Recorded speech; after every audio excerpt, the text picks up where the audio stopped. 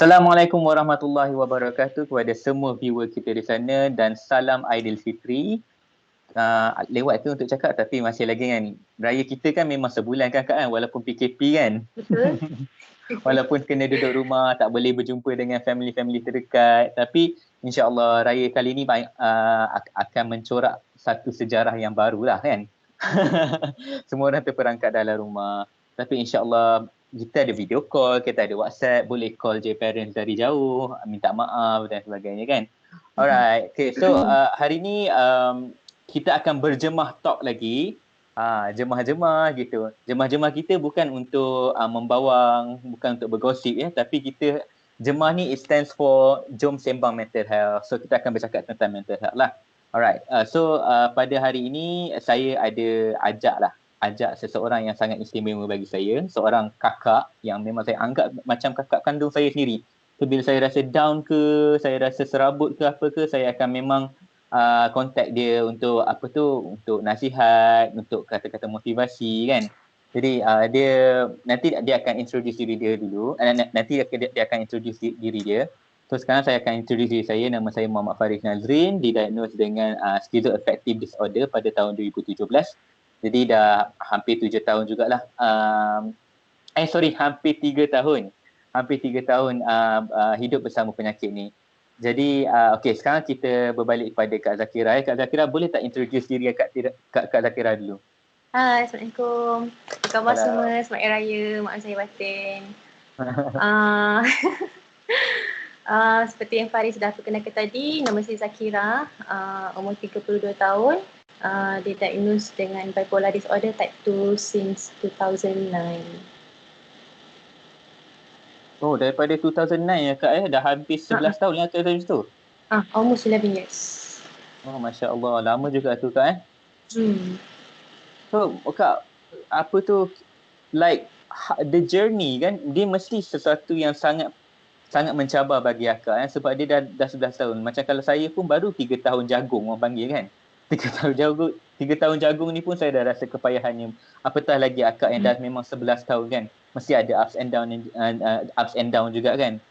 Jadi dalam masa 11 tahun tu somehow you have become an inspiration to another patient. Macam saya sendiri, saya selalu terinspirasi dengan kisah-kisah akak bila akak ceritakan tentang pengalaman akak dalam menghadapi bipolar disorder. Lepas tu macam mana akak cope, and every WhatsApp status yang akak buat semuanya penuh dengan kata-kata motivasi kan, kata-kata quotes dalil, hadis semua tu kan. So that is one of the things yang membuatkan saya rasa macam masya-Allah, even bipolar patient pun somehow dia dah boleh hidup dengan stabil dah sekarang kan.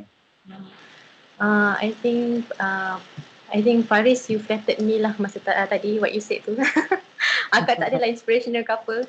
11 years tu, how to say, I think we cannot compare each other's journey kan. Maybe someone who has borne this illness for only 3 years sebenarnya dah capai lebih daripada someone yang dah 11 years.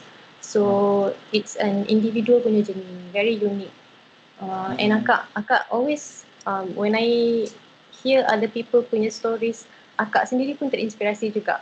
Sebab rasa macam dia pun struggle juga tapi dia buat benda yang positif untuk cope dengan situasi. Contohnya macam Faris sendiri kan, masa PKP you started a new initiative, the Jemah Talk. And if you want to know, actually before this akak macam struggle sikit, sikit emotion. So when you invited me to do this talk, it's actually an opportunity lah bagi akak untuk bangkit balik lah.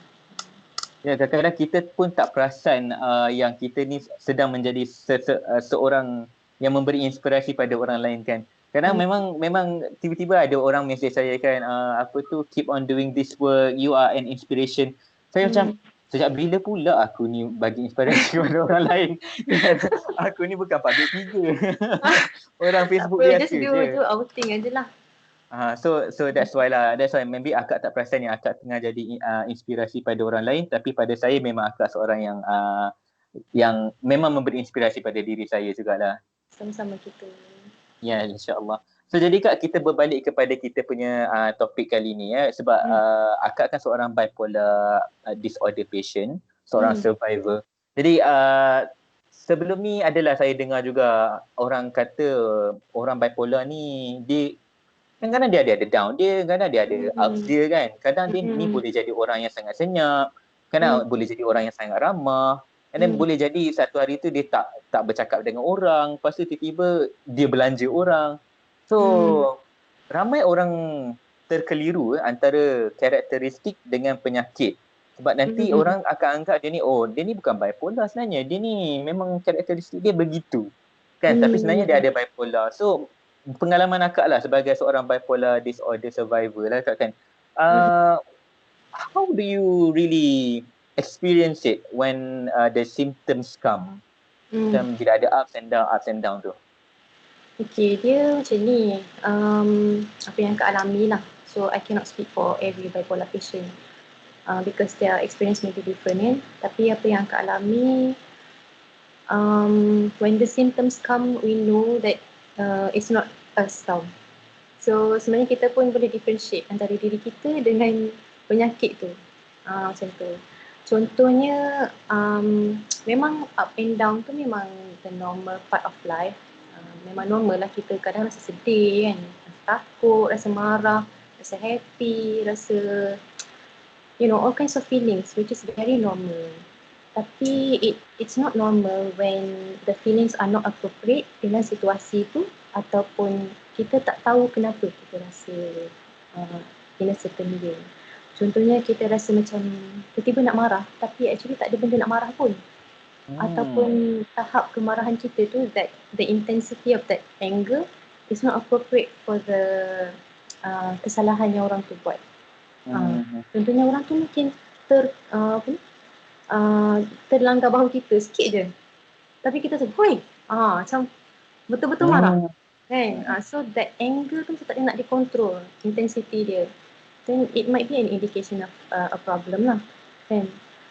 Ataupun kita rasa happy tapi contohnya kita dengar orang buat lawak yang tak berapa lawak pun, tapi kita gelak dengan macam lawaknya, tapi it's not very appropriate kan. So those kind of things can give a clue whether or not our emotions tu appropriate ke tak. So kalau macam memang benda tu appropriate, then maknanya kita tak ada masalah kesihatan mental lah. Tapi kalau it's not appropriate, maknanya mungkin ada sesuatu yang kita kena we need to be aware of, macam tu. So macam Akak sendiri, Akak perasan yang Akak jadi cepat marah certain times. And bila Akak fikir balik, tak patut aku marah orang macam tu. You know? So and sometimes juga Akak rasa macam terlalu bersemangat nak buat something, tapi benda tu baru je fikir, idea tu baru je dapat. Tapi semangat dia tu macam dah over lah, macam okay, dalam masa 5 tahun aku nak buat benda ni, tapi baru je idea tu datang tadi. Kan? Lepas tu terus nak execute pula idea tu, lepas tu terus tak nak tidur sebab kita macam nak sangat execute idea tu, seperti mana yang macam kita punya idea yang kita nampak dalam kepala. So those are the clues lah apa yang Akak alami pada Akak tu, clue kepada Akak punya simptom-simptom. So betul lah macam mana orang symbolizekan bipolar disorder ni macam naik roller coaster Kak kan. Dia kadang-kadang dia slowly naik atas and then dia menjunam bawah balik kan. So somehow saya boleh relate lah dengan situasi Akak bila Akak cakap yang Akak senang marah walaupun orang terlanggar bahu sikit kan. So benda tu memang saya sendiri pernah alami lah. Like benda tu sangat kecil, orang tak bagi signal dekat jalan je. Exactly, benda kecil je. Benda kecil je. Tapi macam saya punya meluap-luap kemarahan tu, macam dia dah bunuh orang tau. Dia macam, saya semarah macam, kenapa dia tu kan. Waktu tu memang percakapan saya memang tak boleh nak dikawal tau. And then macam Akak sendirilah, bila saya duduk diam kejap kan, aku tak sepatutnya cakap macam ni depan family, depan wife kan. Macam benda tu dah effect kat image saya tau. So and then ada juga yang sebabkan saya schizoaffective disorder kan. Schizoaffective ni kalau viewer nak tahu, dia adalah somehow dia macam sedara mara dengan bipolar. Cumanya dia punya psikosis symptoms tu lagi kerap daripada mood disorder dia. So saya pun ada depression dan saya juga ada hypomania dan mania lah. Jadi yang tadi macam saya cakap tu, selalunya kalau macam saya cepat marah ke ataupun nak menyendiri ke ataupun memang tak ada mood nak buat apa-apa, itu depression lah. Tapi kalau macam yang naik atas tu kan, itu akak tahu kan, itu hypomania, mania kan. So dia ada different stages dia. Dia ada hypomania dengan mania. Kalau hypomania ni it's like a warning sign yang okay, yang ni kau dah kena kawal diri kau. Pasal nanti memang habis duit kau spend kat mana-mana. Kena simpan tempat lain lah. Yeah, so pernah tak akak alami benda tu, hypomania tu? Oh, Masya Allah, hypomania. Of course lah pernah. And masa kita tengah dalam hypomania tu, kita rasa macam best tau. Sebab banyaknya idea. Bestnya idea ni. I can do this, I can do that. Tapi lepas dah habis fasa tu, baru kita tahu that it's not good for us. Kan? Baru rasa menyesal. So pernah before sekali this, tu kak. Okay, so akak sambung sikit. Before this akak ingatkan hypomania ni bagus tau, because it macam very positive tau. I can do anything. Tapi the impact was that badan kita ni bila kita tak berada dalam bila kita tak balance, even in emotional punya konteks, macam emosi kita tak balance kan, terlalu tinggi, naturally dia akan turun untuk untuk regain that balance tu. Dipanggil equilibrium lah. So bila kita terlalu high, definitely kita akan turun very low. So that's why kita akan balik ke depression ya.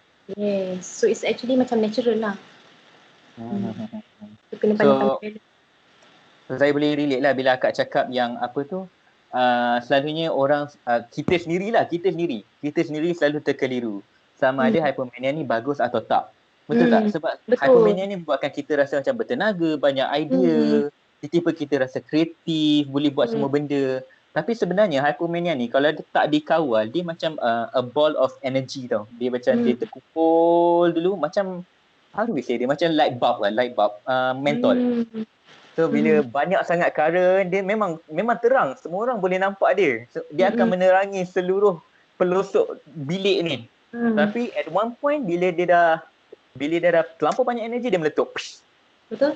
Terus short circuit kan. So that's when kita jatuh balik ke depression. Sebab dah gelap kan. So depression lah. Good analogy. Itu analogy je lah kan. Okay, so kita dah bercakap tentang bipolar semua kan. Ini tajuk yang maybe semua orang akan suka lah dengar kan. Wah, Masya Allah kan. Sweet-sweetnya gitu. Alright. So viewers kat luar sana tu, kalau nak tahu Kak Zakira ni baru saja berkahwin tu sebab dia berseri-seri. Dia ada seri baru lepas kahwin tu. Betul tak Kak? Baru suka bercakap Itu biasa. So, kalau macam saya dah alhamdulillah pada 5 bulan ni, bulan lepas. Bulan ni ke bulan lepas Bulan ni. Bulan ni lah kan? Okay. So 5 Mei hari tu dah 2 tahun dah. Alhamdulillah 2 tahun jago. Yeay, happy anniversary. Thank you. Okay, so macam akak baru berapa bulan Kak? Dah 3 bulan Kak? Bulan 3, 4, 5. Nak masuk 3 bulan lah.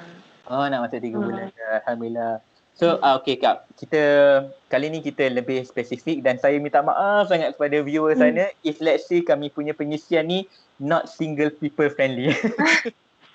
Tapi boleh dijadikan buah fikiran ke idea ke if let's say sekarang ni motivation. Awak semua dah ada pasangan ke, dah ada pilihan hidup, dah ada pilihan ke kan. So mungkin akan somehow boleh jadi tips lah ataupun nasihat-nasihat lah daripada kami berdua kan.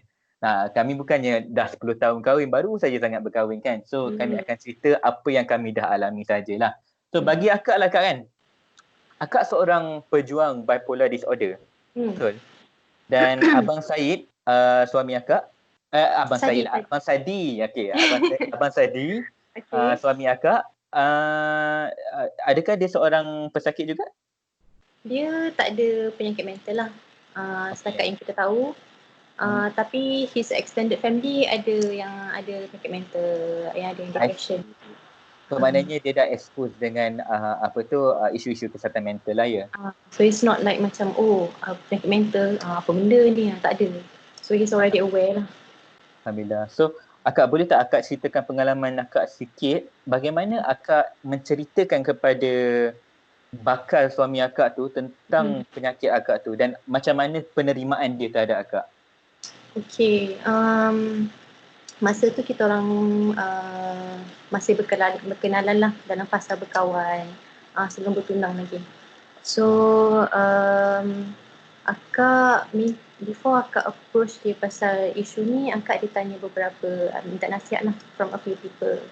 Ada ustaz yang buat rawatan ruqyah, marriage counselor, and a few other people jugalah, akak minta nasihat.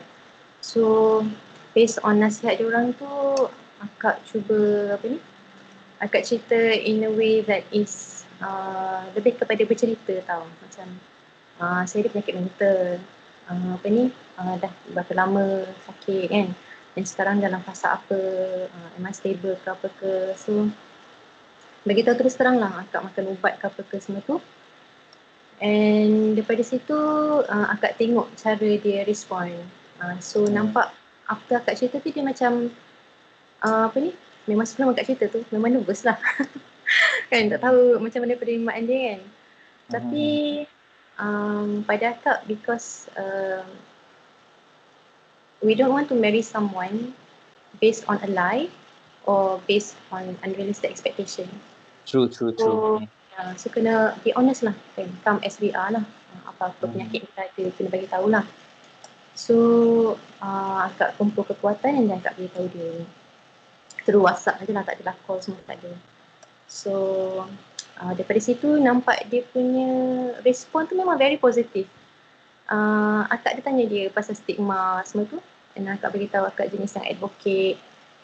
Akak openly talk about my mental illness kan. So dia menyokong akak punya advocacy work, and pada dia kata kalau dia sebagai suami, dia bangga dapat isteri macam tu. Alhamdulillah. So it's very positive lah. Tapi bukan apa, sebab kita kena bagi tahu, sebab certain people mungkin tak nak orang luar tahu yang isteri dia ada penyakit mental contohnya kan. Mungkin ada orang macam tu. So kita kena bagi tahu lah. So that was how I told my husband now lah. Jadi dia macam, saya suka. Saya memang sangat bersetuju dengan akak. Sebelum akak berkahwin tu memang akak berterus terang kepada bakal suami akak, Abang Sadi tu. Akak ada penyakit ni, akak ada simptom ni, akak kena makan ubat. Apa yang akak alami bila penyakit tu datang balik kan, semua kan. Jadi benda tu adalah perkara memang perkara tu memang apa yang saya dan isteri saya buat jugalah sebelum kami berkahwin. Memang waktu kami berkenalan tu, there's no lie. Tak ada penipuan pun. Tak ada apa orang panggil cover ups. Macamnya macam okay, saya normal, saya tak ada apa-apa kan. So in a way macam saya punya isteri sendiri pun dia pernah mengalami MDD, Major Depressive Disorder. Jadi saya ambil itu sebagai suatu, macam mana cakap, dia jadi asbab lah untuk saya kahwin dengan dia. Saya kahwin dengan dia bukan setakat dia cantik sahaja. Faham tak? Sebab saya okay, saya tengah tengok dia. Sebab akak setuju kan, setiap wanita tu cantik. Dia memang ada semua orang cantik, Setiap wanita tu adalah cantik. Jadi if let's say saya kahwin dengan dia sebab dia cantik saja, what makes her special? Betul tak? Betul. Apa yang membezakan dia dengan wanita lain? Saya boleh je kahwin dengan wanita lain kalau nak kita cari kecantikan saja kan. Tapi disebabkan dia berterus terang dengan saya dan kepada dunia yang dia ada major depressive disorder, itu yang membuatkan dia different. dan the other woman dan menjadi asbab untuk saya kahwin The dengan dia. attraction Dan factor tu. attraction factor, yes, exactly. Dan alhamdulillah kami tak berkenalan selama bertahun-tahun pun sebenarnya. Kami berkenalan dalam masa 8 bulan tak silap saya. 5 bulan berkenalan je, and then bulan ke-6 kami bertunang dan bulan ke-8 tu kami berkahwin. So kami punya komunikasi ni memang agak kental lah. Waktu tu. Memang saya berterus terang kepada dia apa yang akan terjadi bila saya depressed, apa yang akan terjadi kalau saya manic, dan dia pun bagi tahu saya apa yang akan terjadi kalau misalnya kata dia terlibat dengan something ke apa ke.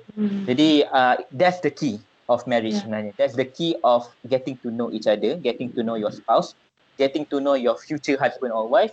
Communication is the key. No cover-ups, no lies. Akak agree? Yes, kena transparent because diorang ada hak untuk tahu what to expect kan, and how they can help us. Because kalau diorang tak tahu, nanti they will be macam surprise and tak tahu macam mana nak handle dia. Exactly, betul. But we must also pada akak lah, we must also give them some time untuk digest apa yang kita baru cerita, especially kalau diorang tak ada mental illness kan, ataupun kurang pengetahuan. So bagi dia masa untuk aware, untuk baca lebih lagi ke. So jangan push lah.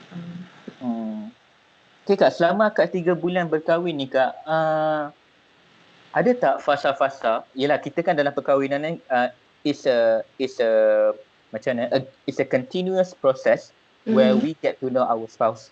Kan? Pernah tak macam like dalam 3 bulan ni akak ada terasa down ke, ada rasa depressed ke, and then macam mana suami akak berdepan dengan benda tu? Akak jenis yang macam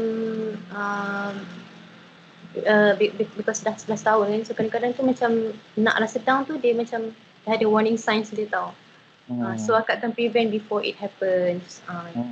So setakat 3 bulan ni tak ada lagi lah yang betul-betul down, yang sampai depressed, yang kena masuk ward ke apa tu, tak ada lagi. Apa ni, sebab yang kecil-kecil tu ada. Yang macam sebab kita baru kahwin kan, and then kita baru hidup dengan someone yang new to us. Kita tak pernah kenal dia sebelum ni. So ada banyak benda yang macam kenapa dia buat macam ni? Kenapa dia buat macam tu? Kenapa tak buat macam ni? Kan? So the differences tu. And then sometimes kita pun ada our own expectation on aku nak suami macam ni. Tapi tengok-tengok tak macam yang kita expect. Ataupun expectation kita tu mungkin terlalu unrealistic ke apa ke kan, ideal sangat ke. So dalam proses nak adjust tu adalah kadang-kadang rasa it's normal to feel annoyed, rasa macam apa ni, tak puas hati ke apa ke. So what I try to do is to communicate dengan cara yang baik. So kita kena hormat kan suami kita kan. Yes. Jangan memendam, tu satu lagi. Yes. Jangan memendam. Sebab kat memendam ni it actually blocks connection tau. So apa yang kita rasa tu ada kat dalam je. And dia tak sempat dituahkan, and then dia tu akan berkumpul kat dalam ni, and then nanti lama-lama dia akan meletup. And that the other person doesn't know it, apa yang dia buat salah semua tu, sebab kita tak bagi peluang kat dia, kita tak communicate kat dia kan. So that peluang untuk understanding tu tak ada. So kena elakkan memendam lah. I see. Okay. Akak, yang ni kan, akak punya point tu, communication dalam perkahwinan tu adalah penting Kak. Kebetulan dalam Islam tak ada kebetulan, semuanya dah ada suratan takdir orang panggil kan. Jadi okay, saya personally sebelum kahwin saya tak pernah tengok cerita Korea. Tak pernah. Tak pernah tengok cerita Korea, tapi malam semalam tu isteri saya ajarlah, bang jom kita tengok cerita Familiar Wife, kalau akak pernah tengok lah. So dalam cerita tu Kak, dalam drama tu Kak, saya boleh nampak sepasang suami isteri ni dia berubah selepas berkahwin. Dia berubah selepas dia berkahwin dan ada anak. Isteri dia tak puas hati dengan suami dia dan dia pendam. Bila dia pendam, dia jadi marah. Dia malukan, dia marah husband dia depan orang ramai, dia baling barang dekat husband dia cederakan husband dia. Dan suami dia ni dia pun ada masalah dia tersendiri dekat tempat kerja. Sebab dia ada masalah disiplin kat tempat kerja. Okay. Okay, jadi disebabkan itu dia pun sendiri pendam perasaan tu. Apa yang wife dia buat kat dia pun dia just suck it up. Tak apa, isteri aku je. Until one point yang dia rasa macam, aku nak cerai dengan isteri aku sebab aku dah tak tahan dengan dia. Dia bukan lagi perempuan yang aku kenal. Dia bukan lagi perempuan yang comel, yang happy yang aku pernah kenal. Akak nampak tak? Sebenarnya communication ni memang sangat penting dalam perkahwinan. So sampai satu tahap tu, kita akan rasa, bila kita rasa annoyed dengan pasangan kita and kita tak luahkan benda tu, kita tak ada solusi, tak berkomunikasi antara satu sama lain, itu yang membuatkan kita rasa macam somehow kita rasa pendam, perasaan yang terpendam tu dia akan melahirkan rasa kebencian, rasa annoyed kan semua. Jadi itu yang akan membuatkan rumah tangga akan berakhir lah. Dan sama-sama lah kita doakan supaya rumah tangga kita berdua tak akan mengalami perkara-perkara yang macam tu. Kan? So, based on apa yang tadi cakap tadi tu, Kak teringat ada satu website ni, it's a Gottman Institute, tak sure Faris pernah dengar ke tak? Gottman, Gottman. Pernah dengar? So dia ada website and dia ada buat macam email newsletter lah. Dia disebut pasal the 4 marriage horsemen, something like that. Tapi content is one of them. Content, CONTEMPT. Content ni kata salah akak lah. Tapi kalau nanti boleh refer balik. Dia macam kebencian yang timbul disebabkan annoyances yang kita pendam lama-lama tau. So dia ni adalah salah satu penyebab utama kenapa orang bercerai. Sebab issues yang ada dia just macam sweep bawah kapet. Dia tak voice it out and cuba cari penyelesaian. And also masa akak jumpa marriage counselor pun ada juga disebut pasal ni. Marriage counselor tu dia macam nasihatkan lah, suami kita ni bukan mind reader kan. Kita pun tak boleh nak baca fikiran suami kita. So apa yang kita rasa, apa yang kita nak, apa yang kita fikir, apa yang kita tak suka, we must communicate.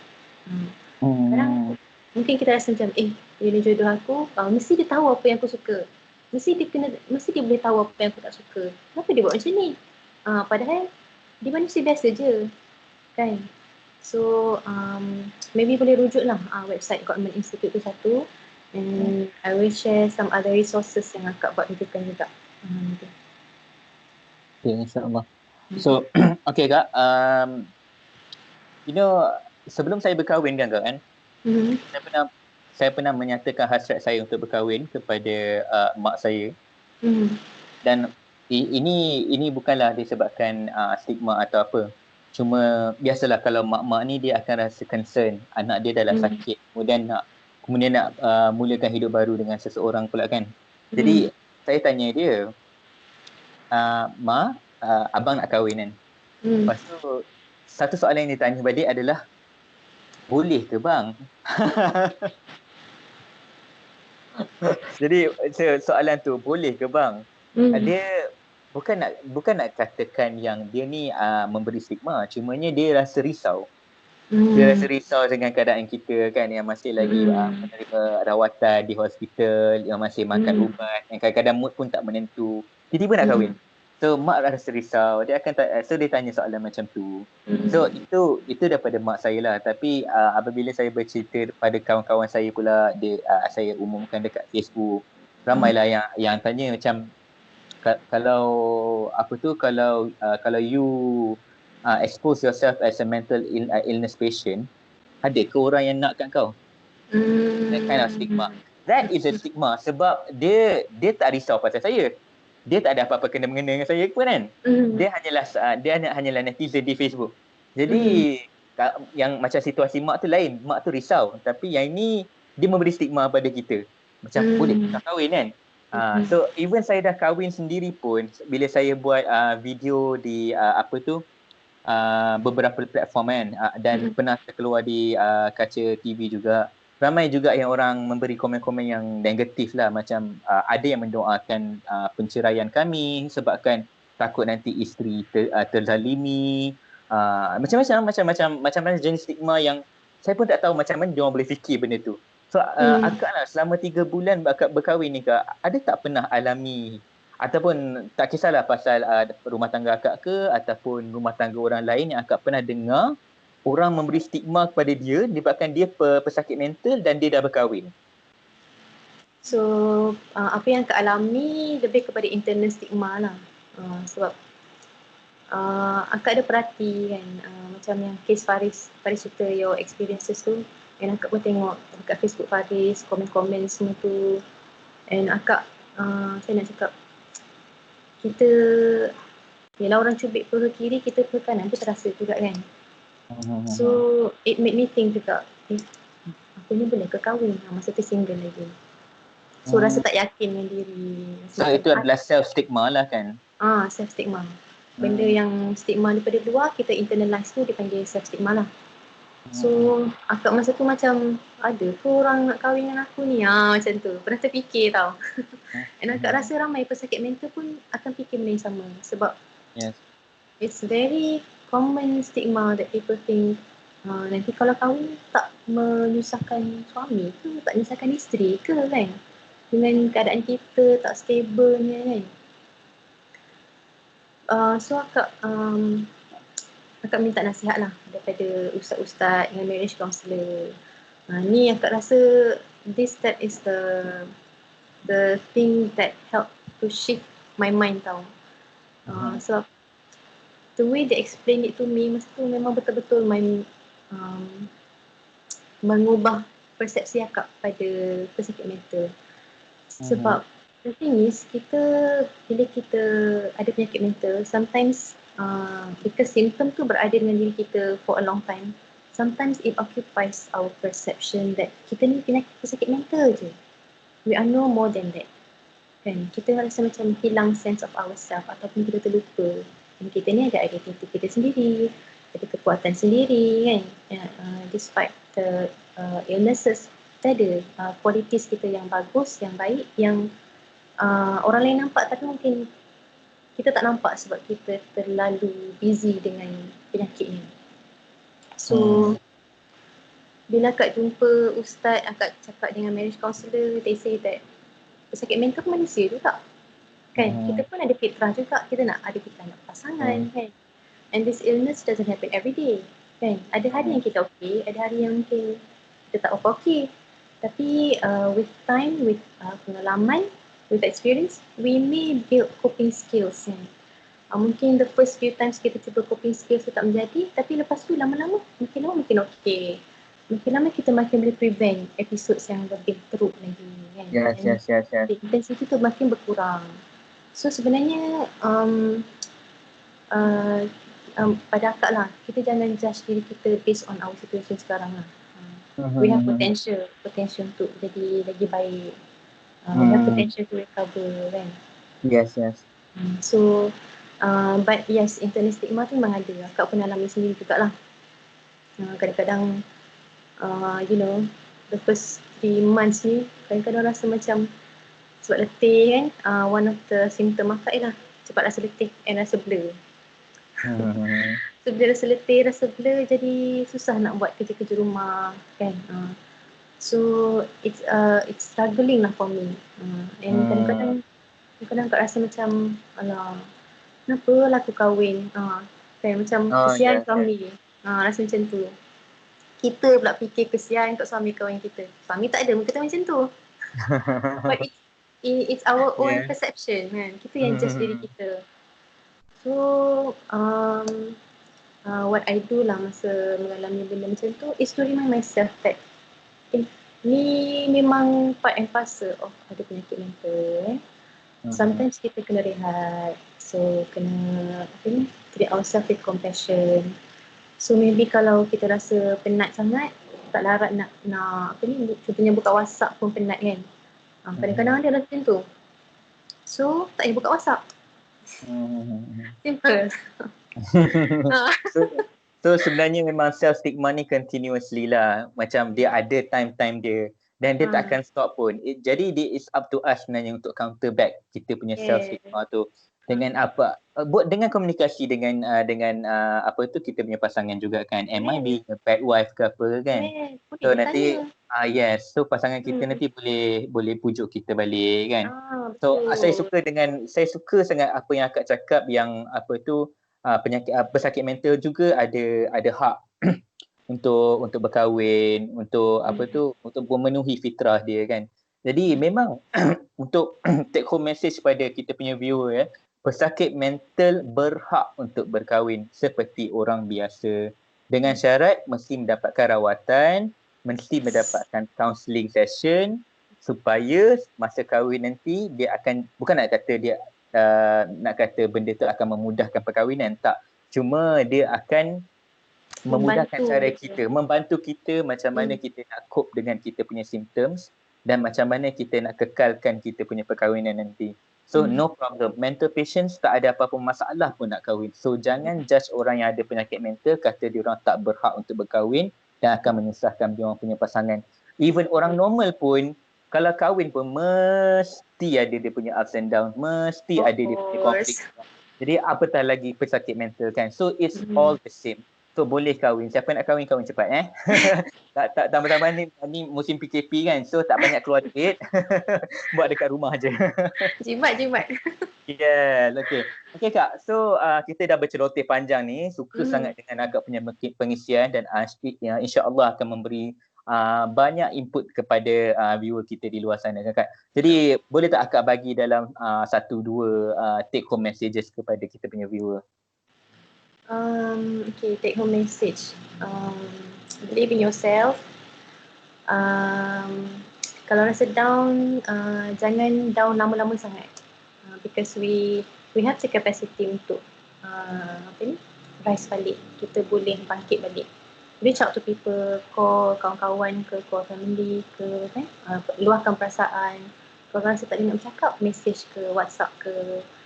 Yang penting, make sure that we have social support, maknanya support circle lah. And then cari support group semua tu, because we need this. Kita perlukan support. And make sure that we surround ourselves with positive messages. Sebab sometimes kita mungkin ada a lot of negative thinking, so kita kena balancekan balik dengan positive thinking. Banyak-banyakkan positive thinking tu. So akak doakanlah semoga siapa yang belum jumpa jodoh lagi, semoga dia cepatkan jumpa jodoh, dipermudahkan. Kan? Dan amin pada dia orang, bukan saya. Amin. Bahaya.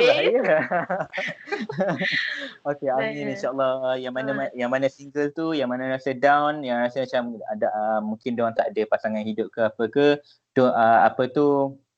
insya-Allah Allah akan jodohkan korang dengan jodoh yang baik-baik insya-Allah. Just trust in Allah insya-Allah. Alright. So terima kasih Kak sebab hadir walaupun dekat maya kan, hadir dalam sesi ni. InsyaAllah saya doakan supaya kita punya sesi kali ini akan memberi banyak manfaat lah kepada orang lain.